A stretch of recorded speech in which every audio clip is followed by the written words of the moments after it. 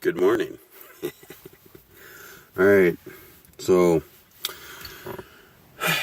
just like many YouTube videos, I'm sitting in my car and I'm waiting to go to work.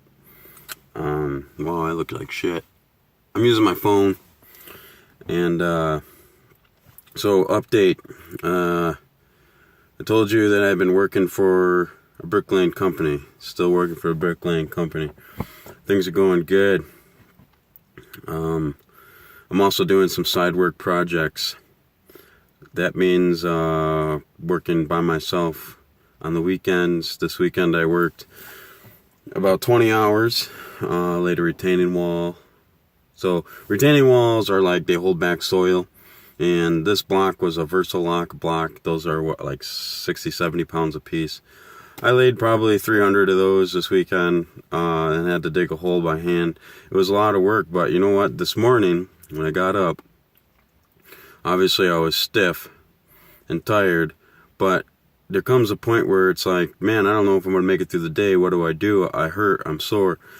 Get stretched out. So I put on some Joel Osteen. He's like a southern guy, I don't know, a preacher, pastor, really super inspirational. And turned on one of his videos. It was just inspirational, talking about people who are going to talk shit about you and tell you that you can't do it, talking about those people who try and hold you down, and not to listen to them, because even if what they're saying is true and you've made mistakes, those mistakes, God doesn't see those mistakes. He only sees the things that you do good. One of the things he said was he was at a football game and he was sitting next to a father of one of the kids that were playing, and the kid never got to get the ball because he was on defense, and he had happened to get his hands on a punt return. And the kid made like a little juke to the left, a little juke to the right, and then just got clobbered by a whole bunch of the other team. They tackled him really hard. And the dad of that kid was like, did you see those two good moves? Yeah.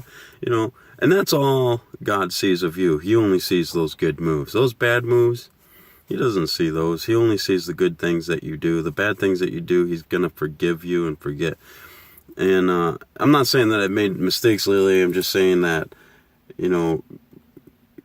God sees the good things I do, even though that nobody else does. I mean, the guys at work, they don't understand that I've lifted 19 tons this weekend. 19 tons worth of material I moved this weekend on my side job. And that's not being lazy, obviously. But at work, some of the guys are like, oh, you're not doing as much work as you should be. It's like, really?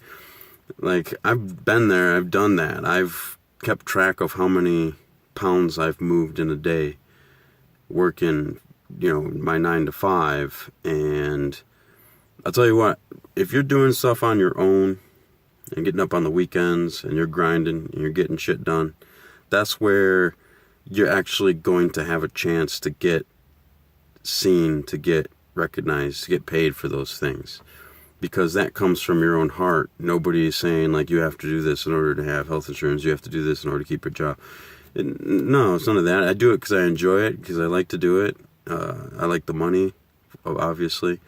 But my 9 to 5, listen, the way it works is you get on the job site. When you work for somebody, you get on the job site. You get paid, let's say you get paid $15 an hour as a laborer, or $20 an hour as a bricklayer, or $30 an hour as a foreman, or if you've worked there for a long time. Hey, that's how much you get. Then taxes come out and health insurance, whatever. But when your boss, the guy who owns your company, writes the bill out to how much he's going to charge whoever it is who wants these things built for him, that hour that you're there, his company will get upwards of $60 to $100 an hour for you to be there. But you only get 15 of that, or 20 or 30.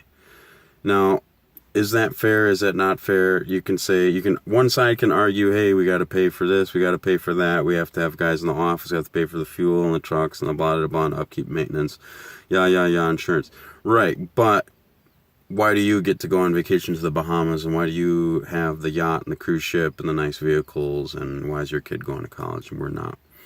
Well, that's what he gets for having started a company on his weekends in his free time out of the strength in his chest to go do it on his own. You know, those are the winners, those are the leaders, those are the men in the world who go forward and get that shit done. Not the people who just go to work and this is all I got to give the world. Well, that's fine, but I personally don't want to hear your complaints about the way the world works. Like, it's just the way it is. Like, if you want people who work hard every day, guess what? They're going to be owning their own shit. You know, they own their companies.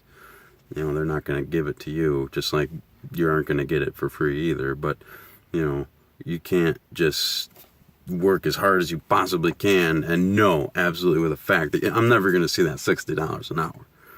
That's not the way it works. Sorry. It just, even in the union, you don't get that $60 an hour. You still get maybe half of it. But anyways, I'm going off on a rant. What I was trying to say is life is good, working hard, and just keep at it. You know, when in your free time, don't fuck around and waste it.